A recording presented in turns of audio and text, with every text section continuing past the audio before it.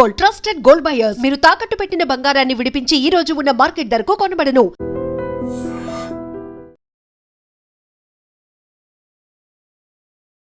నమస్తే, welcome to I dream. నేను మీ Lakshmi. Age ఫ్యాక్టర్స్లో కొంతవరకు ఎవరినైనా మనం చూస్తే ఈజీగా గెస్ చేయొచ్చు.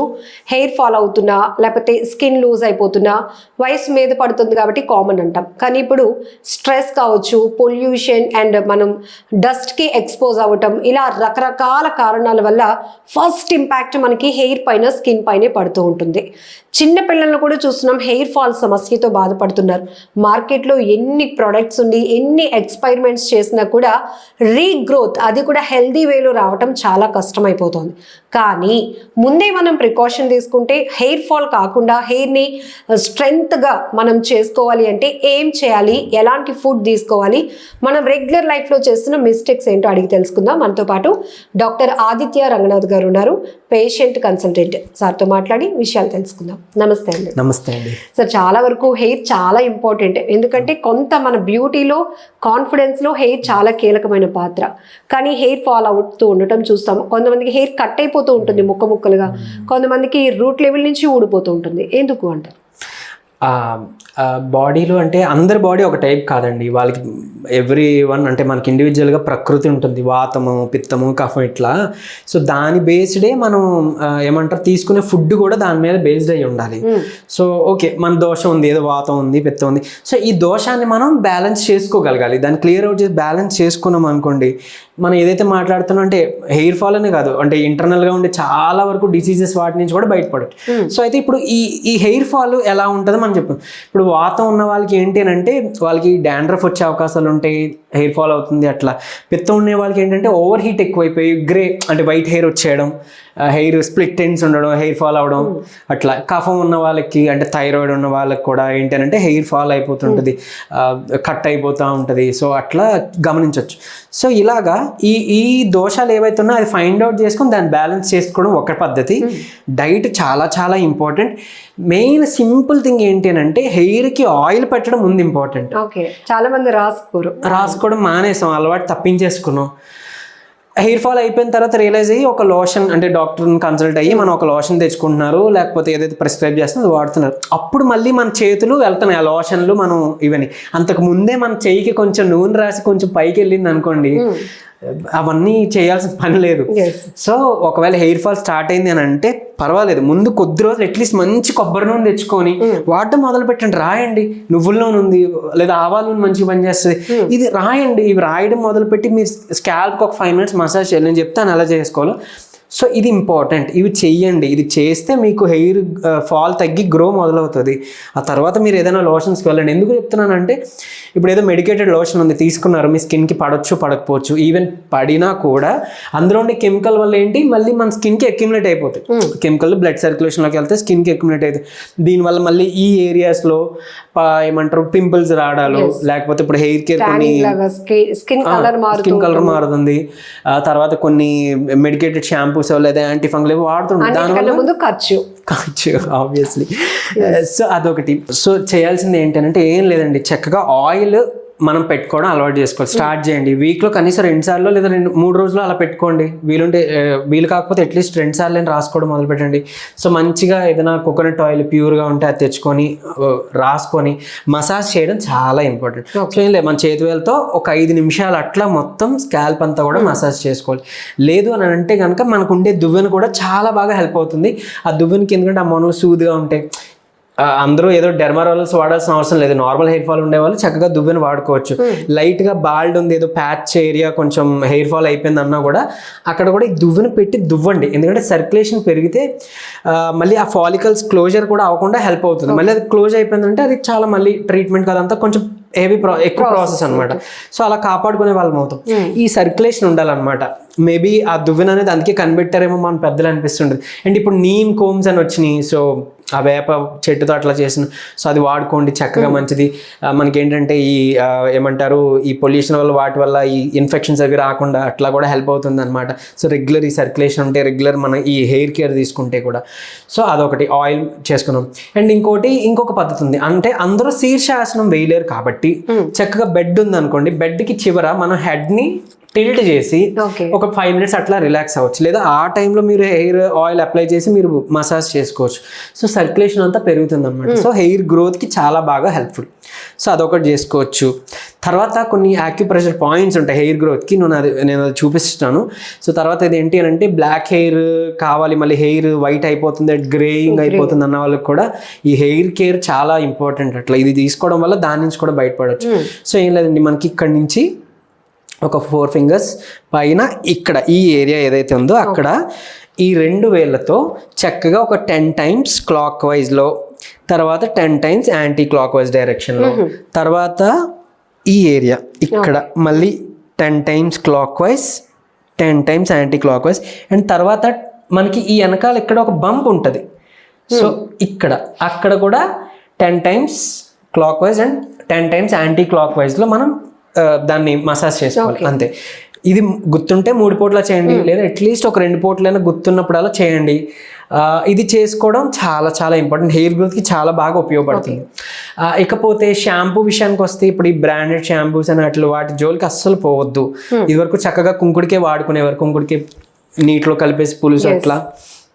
సో కుంకుడుకాయ చెప్పాలంటే హెయిర్కి సంబంధించిన అన్ని ప్రాబ్లమ్స్కి సింగిల్ స్టాప్ సొల్యూషన్గా పనిచేసేది. అది మీరు డాండ్రఫ్ తీసుకోండి, హెయిర్ ఫాల్ తీసుకోండి, స్ప్లిట్ ఎండ్స్ అనండి, లేదంటే హెయిర్ ఫిజీ డ్రై అయిపోతుంది అనండి, ఏదైనా కానీ మన కుంకుడికి చాలా బాగా ఉపయోగపడుతుంది. సో అది మనం చేసుకోవచ్చు. లేదా న్యాచురల్ హెన్నా, గోరింటాకు అట్లా వాటితో మన హెన్నా ప్రిపేర్ చేసి, ఇప్పుడు మళ్ళీ ఏదేదో కెమికల్ బేస్డ్ వచ్చింది, ఇంకోటి ఏదో డైస్ అంటున్నారు.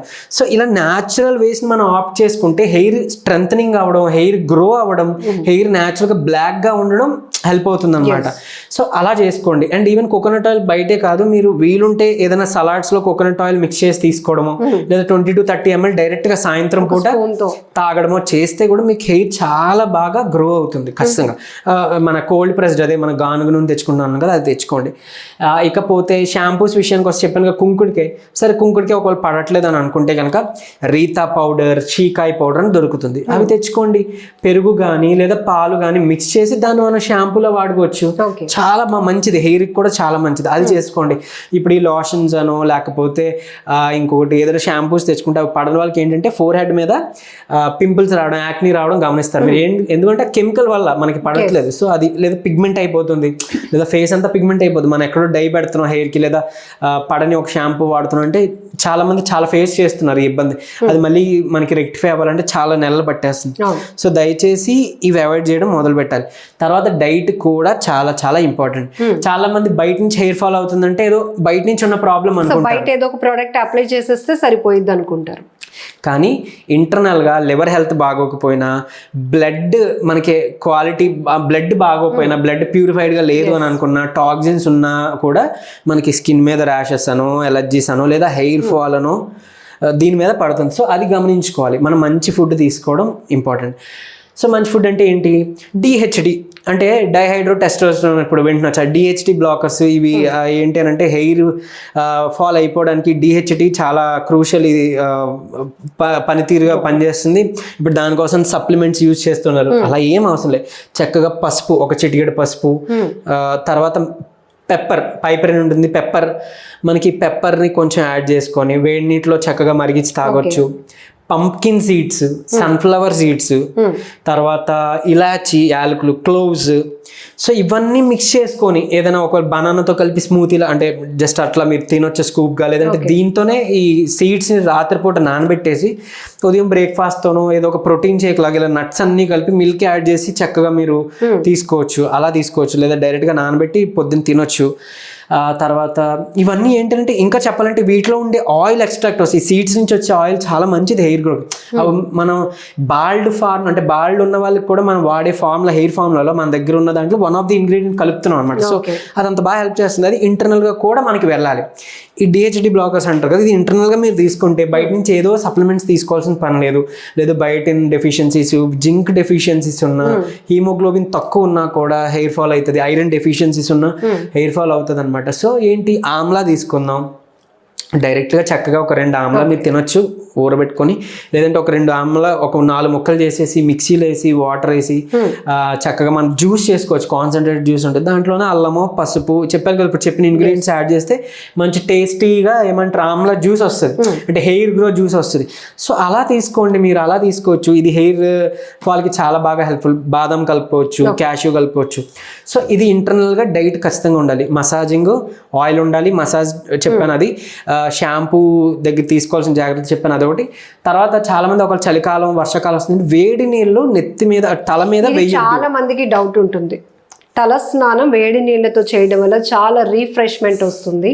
ఇది మొదటి నుంచి అమ్మమ్మలు నానమ్మలు ఉన్న దగ్గర నుంచి కుంకుడుకాయ పులుసు వేసి చేసినప్పటి నుంచి వేడి నీళ్ళు అలా తలపైన. ఇది కరెక్టేనా హెయిర్ కి? లేదు, అస్సలు వేడి నీళ్ళు అనేది పడొద్దు. ఇప్పుడు మనం గీజర్స్, అవును, అందుకే ఏం చేస్తారంటే కొంచెం గోరువెచ్చగా అయిన తర్వాత పోని వేసుకోండి. బట్ వేడిగా ఉండదు, హాట్ వాటర్ అంటే బయట వాతావరణం చల్లగా ఉంది కదా, బాగుంది కదా అని హెయిర్ మీద పడనివ్వద్దు. అది పడిందంటే మనకి హెయిర్ ఫాల్ అయిపోతుంది, డ్రైనెస్ వచ్చేస్తుంది, ఇదైపోతుంది. అండ్ వాతాదోషం అన్నాము, వాళ్ళు ఏంటంటే డ్రైనెస్, బాడీలో డ్రైనెస్ ఎక్కువ అనమాట. సో వాళ్ళు ఆయిల్ ఉన్న ఫుడ్ కొంచెం ఎక్కువ కన్సంప్షన్ చేయాలి. జనరల్గా ఆయిల్ తగ్గించండి అని చెప్తాం. పిత్తాదోషం ఉన్న వాళ్ళకి ఎందుకంటే గ్యాస్ట్రిక్ పెరుగుతుంది, లేకపోతే హార్ట్కి మంచిగా ఆయిల్ కొంచెం తగ్గించండి, ఎసిడిటీ తగ్గించండి. బట్ వాతాదోషం ఉండేవాళ్ళు, హెయిర్ ఫాల్, డాండ్రఫ్ చూస్తాం వాళ్ళు కొంచెం సన్నగా ఉంటారు, వాళ్ళ పర్సనాలిటీ.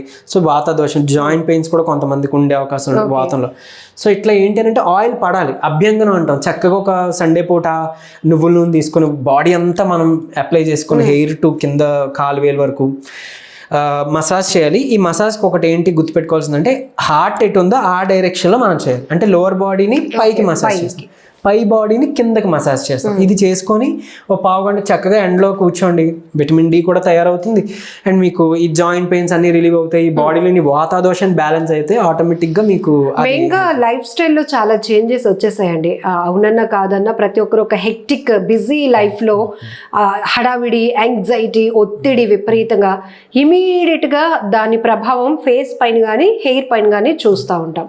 సో ఎట్లా ఆ స్ట్రెస్ వల్లే ఏంటి అని అంటే వైట్ హెయిర్కి one of the main reason కూడా స్ట్రెస్. ఆ బ్లాక్ హెయిర్ చిన్నపిల్లల్లో కూడా అయిపోతుంది అని, వాళ్ళకి మేబీ స్టడీ స్ట్రెస్ అవ్వచ్చు, ఏదైనా అవ్వచ్చు. ఓవర్ హీట్, పిత్తదోషం ఉండి బాడీలో ఓవర్ హీట్ ఉన్నా కూడా వైట్ హెయిర్ వస్తుంది. సో ఇప్పుడు చెప్పే కదా వైట్ హెయిర్కి రీజన్స్ మనకు తెలుసుకున్నాం. సో దాన్ని మనం ఇరాడికేట్ అంటే దాన్ని చేయాలంటే బాడీలో చాలా ఓవర్ హీట్ తగ్గించాలి. కొంచెం డయాబెటీస్ లేని పటిక బెల్లం వాడుకోవచ్చు, లేదా వాటర్ ఎక్కువ ఉండే ఫ్రూట్స్ అంటే ఆరెంజెస్, గ్రేప్స్ ఇట్లాంటి ఫ్రూట్స్ కన్జ్యూమ్ చేస్తే ఆ పిత్తతత్వం కంట్రోల్గా వస్తుంది. సో అలా చేసుకోవచ్చు.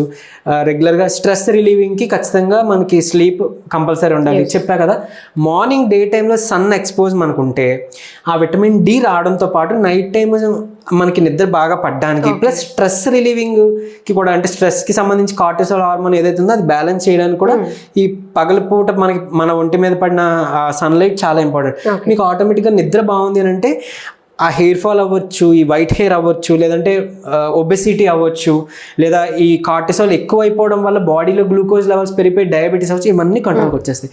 సో ఇప్పుడు ప్రస్తుతం హెయిర్ గురించి మాట్లాడుకుంటే ఈ రొటీన్ పాటిస్తే కనుక ఏదేదో వాడాల్సిన అవసరం లేదండి. హెయిర్ ఫాల్ కంట్రోల్ చేసుకోవచ్చు, డాండ్రఫ్ కంట్రోల్ చేయొచ్చు, హెయిర్ కలర్ ని కూడా ఇంప్రూవ్ చేసుకోవచ్చు, అండ్ రీగ్రోత్ కూడా చేసుకోవచ్చు. అండ్ ఈవెన్ ఇప్పుడు సమ్మర్లో ఉంటే కనుక, అంటే ఏ సీజన్ అని పర్వాలేదు, బట్ మజ్జిగ తీసుకుంటూ చలవకి పనిచేస్తుంది. తర్వాత కరివేపాకులు ఒక 4-5 వేసుకోండి, ఎందుకంటే పచ్చి మనం తినమంటే తినం, కర్రీస్లో అలా కరివేపాకుని తీసి పడేస్తున్నాం, అలా మన హెయిర్ కూడా అలా వెళ్ళిపోతుంది.